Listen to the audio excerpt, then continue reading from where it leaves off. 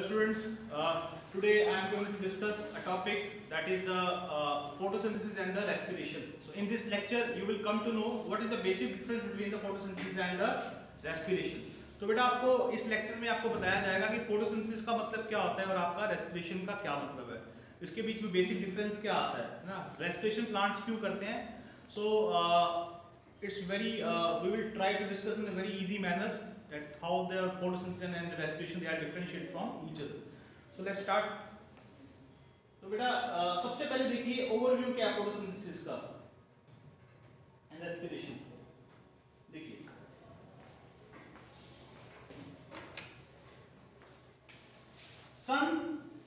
सन के पास क्या होती है बेटा, वी हैव एनर्जी. सन के पास क्या होती है, एनर्जी है. ठीक है, ये एनर्जी प्लांट यूज करता है. एनर्जी क्या करता है, प्लांट यूज करता है for the process of photosynthesis. मतलब कि जो सन की एनर्जी है वो प्लांट क्या कर रहा है बेटा, प्लांट सन की एनर्जी क्या कर रहा है, कंज्यूम कर रहा है, उसको यूज कर रहा है for the formation of food. इसको क्या बोलते हैं, फोटोसिंथेसिस. क्या बोलते हैं इसको, फोटोसिंथेसिस. फोटोसिंथेसिस के बाद प्लांट क्या बनाता है, फूड बनाता है. क्या बनाता है प्लांट, फूड, जिसको हम क्या बोलते हैं बेटा, ग्लूकोज बोलते हैं. क्या बोलते हैं, ग्लूकोज. मतलब कि यहाँ पे प्लांट फोटोसिंथेसिस से क्या बना रहा है, ग्लूकोज बना रहा है. ग्लूकोज का फॉर्मूला क्या होता है, C6H12O6. क्या मतलब होता है ग्लूकोज का, C6H12O6. ग्लूकोज को हम क्या बोलते हैं, we can name as carbohydrate. क्या बोलते हैं ग्लूकोज को, कार्बोहाइड्रेट. कार्बोहाइड्रेट. तो ये जो ग्लूकोज बना बेटा, ये ग्लूकोज आपका प्लांट क्या करता है, इस ग्लूकोज को प्लांट इस ग्लूकोज की क्या करवाता है, ऑक्सीडेशन करवाता है. क्या करवाता है इस ग्लूकोज की, ठीक है. ऑक्सीडेशन के बाद ये ऑक्सीडेशन के प्रोसेस क्या होता है, इसको हम क्या बोलते हैं बेटा, रेस्पिरेशन. क्या बोलते हैं, तो रेस्पिरेशन में क्या होता है, आपका जो ग्लूकोज होता है वो ऑक्सीजन के साथ क्या करेगा, कंबाइन करेगा. क्या करेगा, कंबाइन करेगा. और ये क्या जनरेट करता है, एनर्जी. क्या जनरेट करेगा, एनर्जी. एनर्जी किस फॉर्म में आती है, ATP. ATP stand for adenosine triphosphate. की कहने बेटा अनोपा, adenosine triphosphate. And this energy the cell use for the various metabolic activities. ये सेल अपनी जितने भी मेटाबॉलिक एक्टिविटीज के लिए एनर्जी क्या करता है बेटा, यूज करते हैं, या फिर अपनी ग्रोथ के लिए ये एनर्जी क्या करेगा, कंज्यूम करेगा. क्लियर. तो इस बहुत सिंपल सी एग्जांपल है. देखिए सबसे पहले प्लांट ने कार्बन डाइऑक्साइड यूज किया, वाटर कंज्यूम किया. ठीक है, कार्बन डाइऑक्साइड वाटर क्या होता है, इन the presence of chlorophyll. In the presence of chlorophyll. और सनलाइट की प्रेजेंस में बेटा, सनलाइट की प्रेजेंस में कार्बन डाइऑक्साइड वाटर के साथ क्या होता है बेटा, कंबाइन होता है. क्या होता है, कंबाइन. वैसे इस जो रिएक्शन होती है ना फोटोसिंथेसिस की, ये दो पार्ट में डिवाइड होती है. ठीक है, आपके प्रीवियस जो वीडियोस आपने देखी है फोटोसिंथेसिस में, उसमें बताया गया है कि फोटोसिंथेसिस आपकी दो पार्ट में होती है, light reaction and the dark reaction. ठीक है, लाइट रिएक्शन में आपका वाटर ब्रेकडाउन होता है, H2O क्या होता है, ब्रेकडाउन होता है H आयंस में और O2 में. और डार्क रिएक्शन में आपके कार्बन डाइऑक्साइड की क्या होती है बेटा, रिडक्शन होती है. क्या होती है, रिडक्शन. जहां से क्या बनता है आपके पास, ग्लूकोज बनता है. ठीक है, आप उस वीडियोस को आप इसको रेफर कर सकते हैं for this light reaction and dark reaction. फिलहाल इसकी जो बेसिक रिएक्शन है जो आप पढ़ते आते हैं पहले से ही, carbon dioxide plus water in the presence of sunlight and chlorophyll, क्या बनता है, C6H12O6. इसको क्या बोलते हैं बेटा, ग्लूकोज. क्या बोलते हैं, ग्लूकोज. साथ में क्या बनता है, ऑक्सीजन. साथ में हल्के से क्या निकलते हैं, वाटर वेपर्स निकलते हैं. क्या निकलते हैं, वाटर वेपर्स. ठीक है, अब ये जो ग्लूकोज यहां बना, ये ग्लूकोज फिर प्लांट क्या करेगा, कंज्यूम करेगा. क्या करेगा, कंज्यूम करेगा for the formation of energy. किसकी फॉर्मेशन के लिए, एनर्जी की. तो ग्लूकोज ऑक्सीजन के साथ क्या होगा, कंबाइन होगा. तो it will generate a ATP. क्या जनरेट करेगा, ATP. This reaction is called as respiration. क्या बोलते हैं इसको, रेस्पिरेशन. Clear, any doubt.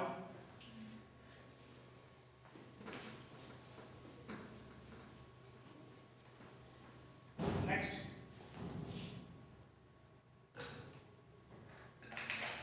बेटा ऑर्गेनिजम्स जो लाइट को यूज करते हैं for the formation of food, उसको हम क्या बोलते हैं, ऑटोट्रॉफ्स. और माइक्रो ऑर्गेनिज्म जैसे बैक्टीरिया, कुछ माइक्रो ऑर्गेनिज्म भी हैं, बैक्टीरिया भी हैं और क्या है, प्रोटिस्टा भी है, ये भी सनलाइट को यूज करके क्या बनाते हैं, अपना फूड बनाते हैं, ठीक है। तो कहने का मतलब है कि पहले आपका फूड बनेगा, उसके बाद क्या होगा, रेस्पिरेशन होगा। समझ के बाद पहले क्या बनेगा, food, then you go for the respiration. अब ऑर्गेनिज्म बेटा जो अपना खाना खुद नहीं बना सकते उसको हम क्या बोलते हैं, हेटेरोट्रॉफ। हेटेरोट्रॉफ में क्या आ जाते हैं, एनिमल्स एंड माइक्रोऑर्गेनिजम्स। तो ये क्या करते हैं, फिर ये अपना पहले खाना कंज्यूम करते हैं। क्या करते हैं, खाना कंज्यूम करते हैं। जैसे अगर हम ह्यूमन की बात करते हैं, ह्यूमंस में क्या होता है कि basically they go for the basically digestion. Humans में क्या होती है, पहले डाइजेशन होती है। एग्जांपल देखिए अगर आप ह्यूमंस के केस में क्या, जैसे मान लीजिए आपने फूड खाया, ठीक है बेटा, फूड खाया, ये फूड पहले आपके पास क्या हुआ, डाइजेस्ट हो गया। क्या हो गया, डाइजेस्ट। डाइजेस्ट किसमें होता है, एट लास्ट ग्लूकोज में। किसमें होता है बेटा, ग्लूकोज। फिर हमारा जो बेसिकली ब्लड होता है वो ग्लूकोज को डिस्ट्रीब्यूट करता है बॉडी सेल्स में। कहां करता है, बॉडी सेल्स में। कहने का मतलब बॉडी सेल में इस समय आपके पास क्या पहुंच चुका है, ग्लूकोज आ चुका है। क्या आ चुका है बॉडी सेल्स में, ग्लूकोज। अब क्या होता है बेटा, आपका जो ब्लड होता है ये आपके बॉडी सेल को क्या प्रोवाइड करता है, ऑक्सीजन देता है। क्या देता है, ऑक्सीजन भी देता है। तो क्या होता है फिर सेल के अंदर ग्लूकोज प्लस ऑक्सीजन मिल जाते हैं और क्या बनता है यहाँ पे, carbon dioxide, water plus ATP. क्या बनता है, एटीपी। तो इसको भी क्या बोलते हैं हम, रेस्पिरेशन। क्या बोलते हैं इसको, इसको हम टेक्निकल नाम क्या देते हैं, सेलुलर रेस्पिरेशन। क्या बोलते हैं इसको, सेलुलर रेस्पिरेशन। समझ गए मेरी बात हो। तो रेस्पिरेशन ह्यूमन में भी होती है, रेस्पिरेशन आपके पास प्लांट में भी होती है। प्लांट में जो रेस्पिरेशन होती है इसको क्या बोलते हैं, फोटो रेस्पिरेशन। क्या बोलते हैं, फोटो रेस्पिरेशन। और जो ह्यूमंस में होती है इसको क्या बोलते हैं, सेलुलर रेस्पिरेशन। इसमें कोई डाउट, क्लियर। तो रेस्पिरेशन का मतलब ये है, अपने माइंड सेटअप में आप एक चीज डाल दीजिए, रेस्पिरेशन का मतलब क्या है, the process of energy generation. The process of energy generation को क्या बोलेंगे आप, रेस्पिरेशन, ठीक है।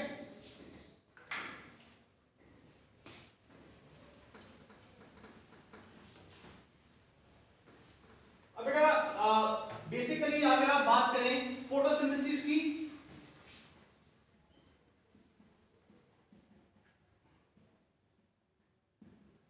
तो फोटोसिंथेसिस एक प्रोसेस है जो कि प्लांट में क्या बना रहा है, ग्लूकोज बना रहा है। क्या बना रहा है, प्लांट में ग्लूकोज बना रहा है। और ग्लूकोज प्लांट में ऑक्सीजन की प्रेजेंस में मिलके क्या बना रहा है, एटीपी। क्या बना रहा है, तो कहने का मतलब अगर हम बात करें प्रॉपर्ली तो carbon dioxide plus water photosynthesis से क्या बनाते हैं, ग्लूकोज बनाते हैं। पहले आपका क्या बनता है, फॉर्मेशन ऑफ ग्लूकोज।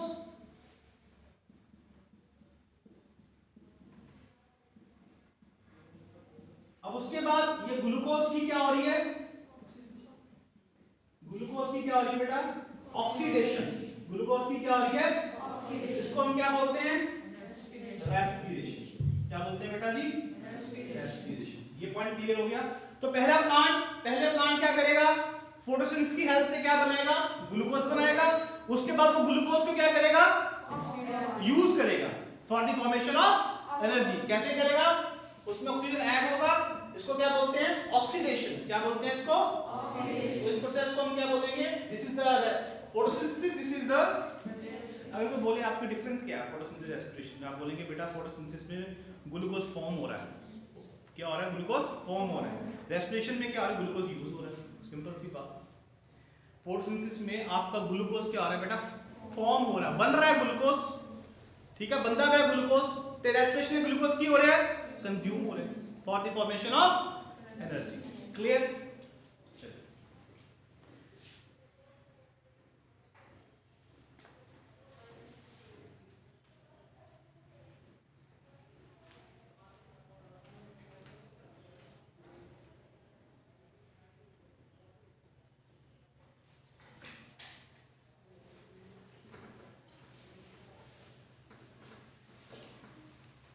अब हम बात करते हैं ये जो आपके पास बेसिकली इसकी जो इक्वेशन है आपके पास, रेस्पिरेशन की जो इक्वेशन होती है that is the C6 H12O6 plus oxygen generates carbon dioxide plus water plus ATP।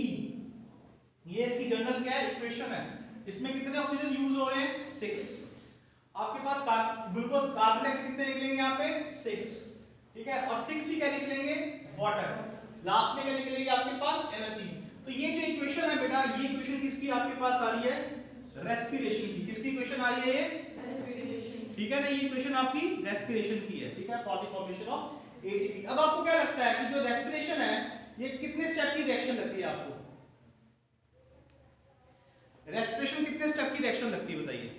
How many steps are included in the respiration, क्या लगता है आपको ये सिंगल स्टेप रिएक्शन है?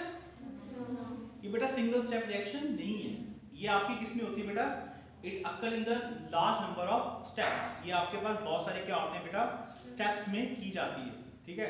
जैसे एग्जांपल देखिए, सबसे पहले आपके पास ग्लूकोज आया बेटा, ग्लूकोज पहले टूटता है पाइरूवेट में, इसमें टूटता है बेटा पाइरूवेट में। अगर आपको सिंपल सा बता रहा हूं मैं अभी आपको बहुत बेसिक लैंग्वेज में कि एक ग्लूकोज आपका 2 पाइरूवेट में टूटता है। One glucose molecule first of all break down into 2 pyruvate molecules। इस प्रोसेस को हम क्या बोलते हैं बेटा, we named as glycolysis। क्या बोलते हैं इसको? What is glycolysis? It is a process by which one glucose molecules break down into 2 pyruvate, ठीक है। अब उसके बाद ये जो पाइरूवेट होता है it converts into acetyl CoA। किसमें कन्वर्ट होता है? ठीक है, तो उसके बाद ये acetyl CoA it enters into the Krebs cycle. किसमें एंटर करता है बेटा? ठीक है, क्रेब्स साइकिल के बाद it will give the carbon dioxide water plus ATP। क्या करता है इसके बाद? Carbon dioxide water and ATP। ये पॉइंट क्लियर है? तो कहने का मतलब ये है कि देखने में तो मुझे एक ही रिएक्शन दिखाई दे रही है। अगर किसी को बोले कि यार ये कैसी रिएक्शन है, बोलेगा एक ही रिएक्शन है, बट ऐसा नहीं है। ये देखो यहां से स्टार्ट हुआ, इसका मतलब पहले ग्लूकोज आया, पहले क्या आया ग्लाइकोलाइसिस, पहले क्या आया इस पे क्या बना पाइरूवेट, ठीक है बेटा, पहला step, first step is glycolysis. इसमें 10 रिएक्शन होती है। कितनी रिएक्शन होती है इसमें?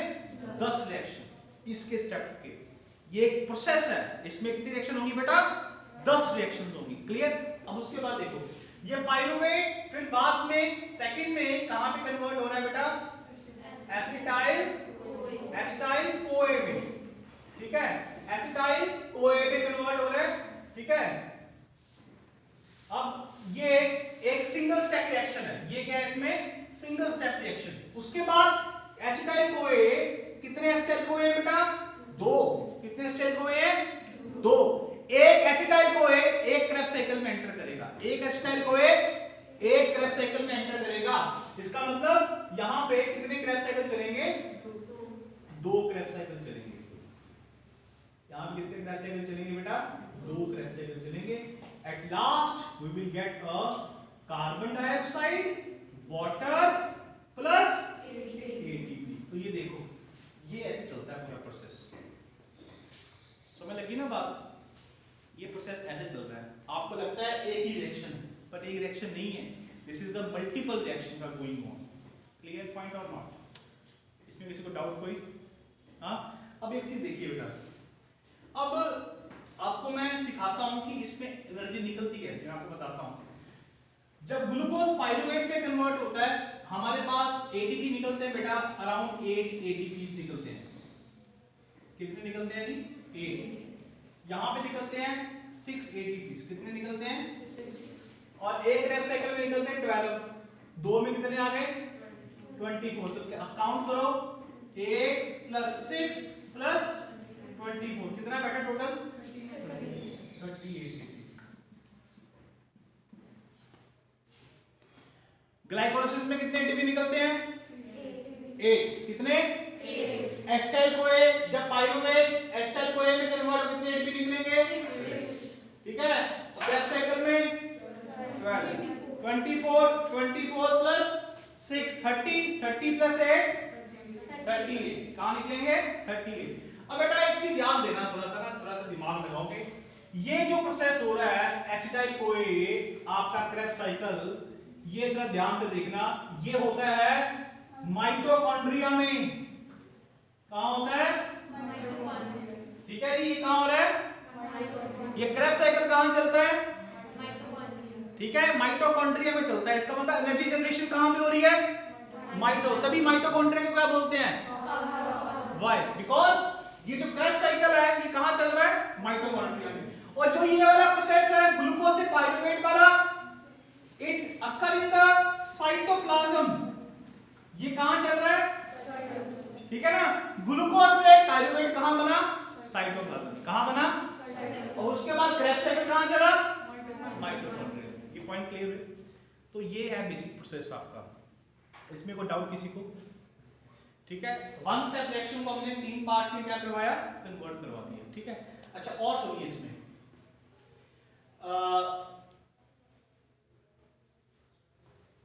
ऐसा है बेटा, जो एटीपी की जनरेशन होती है ये 2 पार्ट से होती है। सेल में एटीपी 2 पार्ट से बनता है। ठीक है, 2 प्रोसेस हैं इसके लिए।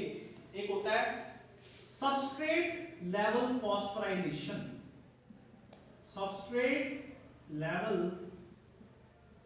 फॉस्फोराइलेशन, एक होता है आपका ऑक्सीडेटिव फॉस्फोराइलेशन। ये बेसिक कंसेप्ट बता रहा हूं मैं आपको, जिससे कि आपका कंसेप्ट बहुत अच्छा बन जाएगा। आप कोई बुक रीड करेंगे, एनी बुक, चाहे कोई भी बुक उठा लीजिए, आपके बेसिक कंसेप्ट यही रहते हैं। ठीक है, फिर आप कोई बुक उठा के रीड करिए, कोई भी कंसेप्ट, कोई भी नोट उठा लीजिए, किसी के भी नोट उठा लीजिए। तो एटीपी आपके जो ये लिखा है यहाँ पे एटीपी 6, 12 ये सारे एटीपी, तो एटीपी सेल्स में 2 तरीके से बनते हैं। दिमाग में डाल लो ये चीज। सबसे पहला क्या है? सबस्ट्रेट लेवल फॉस्फोराइलेशन, क्या बोलते हैं? सेकंड क्या है? Oxidative phosphorylation. ठीक है, अब सबस्ट्रेट लेवल फॉस्फोराइलेशन का मतलब बताता हूं मैं क्या होता है। देखिए, इसका मतलब ये है बेटा कि अगर आपका एटीपी डायरेक्ट कहां से बने? सबस्ट्रेट से बने। अगर एटीपी डायरेक्ट कहां से बन रहा है? सबस्ट्रेट से, तो क्या बोलेंगे इसको? Substrate level phosphorylation. क्या बोलेंगे? Substrate level phosphorylation. सबस्ट्रेट का मतलब क्या होता है? सबस्ट्रेट का मतलब क्या है जी? इसका मतलब होता है रिएक्टेंट। क्या मतलब होता है? रिएक्टेंट। तो अगर आपका फॉस्फेट एटीपी डायरेक्ट रिएक्टेंट से बनता है तो आप क्या बोलेंगे? Substrate level phosphorylation. दूसरी बात, अगर आपका एटीपी ऑक्सीडेशन प्रोसेस से बनता है, किससे बनता है? तो आप क्या बोलेंगे? Oxidative phosphorylation. मैं आपको एग्जांपल बताता हूं। देखिए, मान लीजिए आपके पास एग्जांपल है AH प्लस B। ठीक है, मान लीजिए यहां पे बनना है AB बनना है। क्या बनना है? तो बेटा H तो लूज होगा। H क्या होगा? H लूज हो जाएगा। H कौन लेगा? अब मैं आपको एक चीज बताता हूं यहाँ पे कि आपकी जो एंजाइम्स होती हैं, एंजाइम्स मैंने आपको लास्ट में बताया था कि जो एंजाइम्स होती हैं बेटा, उसमें आपके पास प्रोटीन फैक्टर भी होता है। We have a protein factor plus coenzymes भी होते हैं प्लस कोफैक्टर्स होते हैं। ठीक है, मतलब कि कंप्लीट एंजाइम जिसको बोलते हैं, protein part plus coenzyme plus cofactor. तो मान लीजिए रिएक्शन है AH प्लस B AB में कन्वर्ट होना है, यहां से H क्या होना है? बाहर निकलना है। यहां से H क्या होना है? बाहर। अब H कौन लेगा? H लेगा यहां पे NADP। NADP को क्या बोलते हैं? कोएंजाइम्स। क्या बोलते हैं इसको? कोएंजाइम। ये H यहां से लेके किस में कन्वर्ट हो जाएगा? NADPH। किस में कन्वर्ट हो जाएगा? NADP। तो NADP क्या है? कोएंजाइम। क्या है ये? अगर मुझे बताओ, अगर यहाँ पे NADP ना हो, क्या ये रिएक्शन हो सकती है? हो सकती है रिएक्शन? नहीं हो सकती। मेरी बात समझ लग रही है कि नहीं लग रही? नहीं लग रही बेटा। जैसे ये बात, ये देखो आपके पास इसको आप AH प्लस B मान लीजिए, यहाँ से H आयन लूज होना है, यहाँ से H आयन क्या होना है बेटा? लूज होना, फिर बाद में A प्लस B मिलके AB बनेंगे। तो H आयन कहाँ? हवा में थोड़ा चल रहा है। H आयन कोई ना कोई तो ऐसा मॉलिक्यूल है जो H आयन को क्या कर रहा है? पकड़ रहा है। कोई ऐसा तो है ना एंजाइम के साथ सिस्टम में, तभी चलेगा। तो ये H आयन को कौन ले रहा है बेटा? यहाँ पे कोएंजाइम्स। क्या बोलते हैं इसको? कोएंजाइम्स। तो कोएंजाइम इस H चाइन को क्या करेंगे? रिसीव करेंगे, इसका वेलकम करते हैं कि आओ हमारे पास आ जाओ। तो NADH बन जाएगा। क्या बन जाएगा? NADPH बन जाएगा। तो ये जो कोएंजाइम है बेटा, जब हमने केमिस्ट्री में पढ़ा हुआ है, जब कोई भी मॉलिक्यूल में हाइड्रोजन ऐड करते हो तो क्या बोलते हो? रिडक्शन। क्या बोलते हो? जब रिमूव करते हो तो क्या बोलते हो? तो मुझे बताओ, ये कोएंजाइम है, ये बात समझ लगी? अच्छा मुझे बताइए, कोएंजाइम के बगैर रिएक्शन चल सकती है? ये कोएंजाइम क्या करता है? मॉलिक्यूल को जो भी निकलता है ना वहां से रिएक्शन से उसको पकड़ लेता है, ताकि रिएक्शन ऑटोमेटिकली क्या हो सके? कंप्लीट चलती रहे। ठीक है। अब बेटा ये कोएंजाइम की कौन सी फॉर्म है? ऑक्सीडाइज्ड फॉर्म है कि रिड्यूस फॉर्म है? ऑक्सीडाइज्ड फॉर्म है कि रिड्यूस फॉर्म है? कौन सी फॉर्म है जी? इसमें H लगा हुआ है, तो ये कौन सी फॉर्म है? ये वाली कौन सी फॉर्म है? इतनी समझ लगी? तो बेटा ये कोएंजाइम की कौन सी फॉर्म है जी? ठीक है, समझ लगी बात? कोएंजाइम पता लग गया। कोएंजाइम क्या करता है? ग्रुप्स को ट्रांसफर करने में, रिमूव करने में क्या करता है? हेल्प करता है। अब उसके बाद ये जो NADH है, ये कहां जाएगा? ये जाएगा इलेक्ट्रॉन ट्रांसपोर्ट चेन के पास, जो कि कहां पे होती है? माइटोकॉन्ड्रिया में होती है। कहां होती है जी? ये इलेक्ट्रॉन ट्रांसपोर्ट चेन के पास जाएगा, इसको बोलेगा मेरा H ले लो। क्या बोलेगा उसको? कि मेरा H ले ले। मुझे H नहीं चाहिए, मुझे फिर से रिएक्शन करानी है, क्योंकि इसको फिर से रिएक्शन करवानी है। ये इसको NADPH कहां जाएगा? Electron transport. उसको क्या बोलेगा? H ले ले। तो H जब लॉस करेगा तो क्या बोलते हैं उसको? ऑक्सीडेशन। क्या बोलते हैं? तो ये NADH जाएगा माइटोकॉन्ड्रिया में, उसको बोलेगा मेरा H ले ले। H जब लूज करेगा, ये NADPH जब NADP में कन्वर्ट हो जाएगा, किसमें कन्वर्ट हो जाएगा? तो इस प्रोसेस को क्या बोलते हैं? ऑक्सीडेशन। क्या बोलते हैं? ऑक्सीडेशन। ठीक है। फिर ये NAD वापस यहां पे आ जाएगा, फिर NAD वापस यहां पे आ जाएगा कि नहीं आएगा? ये प्रोसेस समझ लग रहा है कि नहीं लग रहा? फिर से बता। देखिए बेटा, हमारे बॉडी में, हमारे बेसिकली प्लांट्स की उसमें बताया था कि हमारी पूरी बॉडी में बायोकेमिकल रिएक्शन चलती हैं। We are full of biochemical reactions. ठीक है। तो बायोकेमिकल रिएक्शन इतनी ज़्यादा चलती हैं, तो उस बायोकेमिकल रिएक्शन में कभी H लूज होता है, कभी H गेन हो रहा है, कुछ भी हो रहा है। तो मैं अभी बोल रहा हूँ कि यहाँ पे H लूज हो रहा है, यहाँ पे मान लीजिए AH + B है, हमें AB बनाना है, तो H यहाँ पे लूज हो रहा है, तो H कौन लेगा? कोएंजाइम। कौन लेगा? ले लिया। NADP ने इसको ले लिया, किसमें कन्वर्ट हो गया वो? तो मुझे बताओ, इसको वापस फिर से तो रिएक्शन चलनी, ये रिएक्शन तो चलती रहेगी बॉडी में। हमें फिर से NADP किस फॉर्म में चाहिए बेटा? फ्री फॉर्म में चाहिए कि नहीं चाहिए? चाहिए। तो NADPH किसके पास जाएगा? माइटोकॉन्ड्रिया। माइटोकॉन्ड्रिया में क्या चल रहा है? उसके बारे में आपको ब्रीफली डिस्कस करेंगे हम नेक्स्ट वीडियोस में। तो उसको पास जाएगा, उसको बोलेगा मेरा H ले ले, उसको H क्या करेगा? दे देगा। तो NADPH किसमें कन्वर्ट हो जाएगा? तो इसको क्या बोलते हैं? ऑक्सीडेशन। क्या बोलते हैं? ऑक्सीडेशन। ठीक है बेटा। अब जिसने जो माइटोकॉन्ड्रिया में जो H दिया ना बेटा, H ये H आगे चल के क्या बनाएगा? ATP बनाएगा। क्या बनाएगा? तो मुझे बताइए ATP कब यहाँ पे कैसे बना? By the oxidation. By the oxidation. इसकी ऑक्सीडेशन से H लूज हुआ, उसने आगे चलकर क्या बनाया? ATP। इस प्रोसेस को हम क्या बोलते हैं? Oxidative phosphorylation. क्या बोलते हैं? बात समझ लगी कि नहीं? क्लियर है नॉट? ठीक है बेटा, आपको मैं बड़ा बेसिक पॉइंट से बता रहा हूँ। ये जो प्रोसेस है, अगर पूरे ATP ऐसी चलती है, ठीक है। अब मैं आपको एक बार फिर से इसको ब्रीफली एक्सप्लेन कर रहा हूँ लास्ट टाइम, तो ट्राई टू कंसंट्रेट। मैंने बताया कि अभी आपने लिखा कि ये जो क्रेब्स साइकिल है, ग्लाइकोलाइसिस है, यहाँ पे ATP बनता है। तो मैंने आपको बताया कि ATP की जो फॉर्मेशन है, अगर हम देखें लो लेवल पे ऑन द मॉलिक्यूलर लेवल, तो ATP हमारे पास दो तरीके से फॉर्म हो रहा है। Number 1 is substrate level phosphorylation. क्या बोलते हैं? Substrate level phosphorylation. सेकंड क्या बोलते हैं? Oxidative phosphorylation. तो बेटा मैंने बताया सबस्ट्रेट लेवल का मतलब मैंने बता दिया आपको। मान लीजिए ये आपका एक रिएक्टेंट है, इसके साथ क्या लगा हुआ है? फॉस्फेट। रिएक्टेंट के साथ क्या लगा हुआ है? फॉस्फेट। तो बेटा यहाँ पे आया ADP आया। क्या आया? ADP का मतलब क्या होता है? Adenosine diphosphate. क्या बोलते हैं इसको?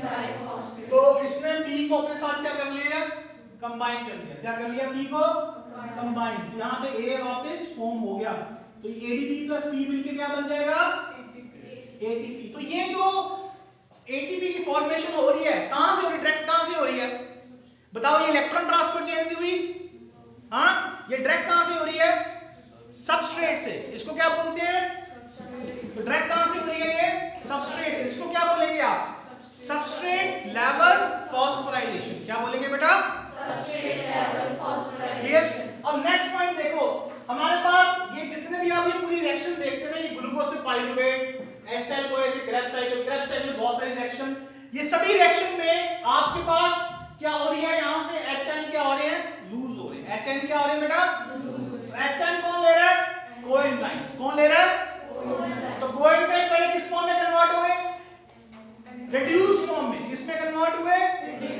अब भैया हमें फिर से रिएक्शन फिर से करवानी है, तो मुझे वापस किसमें कन्वर्ट होना पड़ेगा, ऑक्सीडाइज्ड फॉर्म में। किसमें कन्वर्ट होना पड़ेगा, तो फिर ये NADPH कहां जाएगा, माइटोकॉन्ड्रिया के पास। कहां जाएगा, उसको बोलेगा मुझे वापस NADP पे कन्वर्ट कर दो, वो बोलेगा मुझे H दे दो, उसको H दे देंगे, फिर वो H से क्या बना देगा आगे चल के, ATP। तो इस प्रोसेस को हम क्या बोलते हैं, यहाँ पे ATP कब बना, जब NADPH किसमें कन्वर्ट हुआ, यहाँ पे एक और देखिए, जब रिड्यूस्ड कोएंजाइम किसमें कन्वर्ट हुआ, ऑक्सीडाइज्ड कोएंजाइम में। किसमें कन्वर्ट हुआ बेटा, H दे दिया, H ने क्या बना दिया आगे चल के, ATP बना दिया। तो इस प्रोसेस को हम क्या बोलते हैं, ऑक्सीडेटिव फॉस्फोराइलेशन। क्या बोलते हैं जी, क्लियर। अब एक पॉइंट याद रखना, एक पॉइंट आपको याद रखना है, आपके पूरे साइकिल्स में ATP दो तरीके से फॉर्म हो रहा है, सबस्ट्रेट से फॉर्म हो रहा है, या सेकंड कहां से फॉर्म हो रहा है, ऑक्सीडेटिव से। अब आप एक ना याद रखिए चीज कि एक NADPH कितने ATP देता है, 3 ATP देता है। कितने ATP देता है, और एक FADH2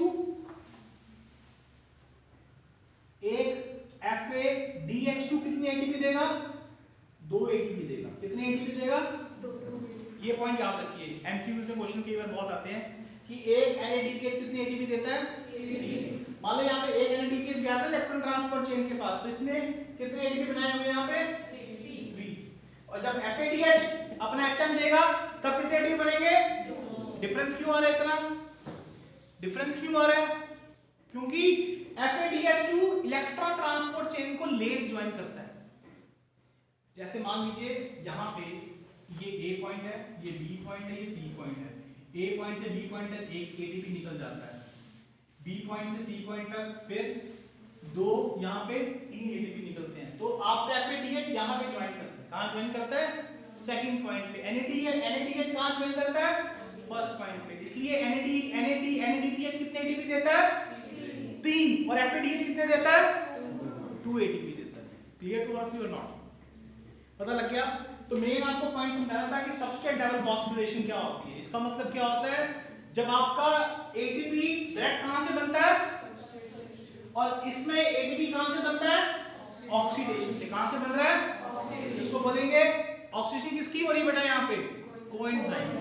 इसको क्या बोलते हैं, ऑक्सीडेटिव फॉस्फोराइलेशन। और इसमें एक पॉइंट और याद रखना है, एक NADPH जब ऑक्सीडाइज होगा या जब वो ऑक्सीडाइज किया जाएगा तो कितने ATP देगा वो, 3। FADH 2। क्लियर।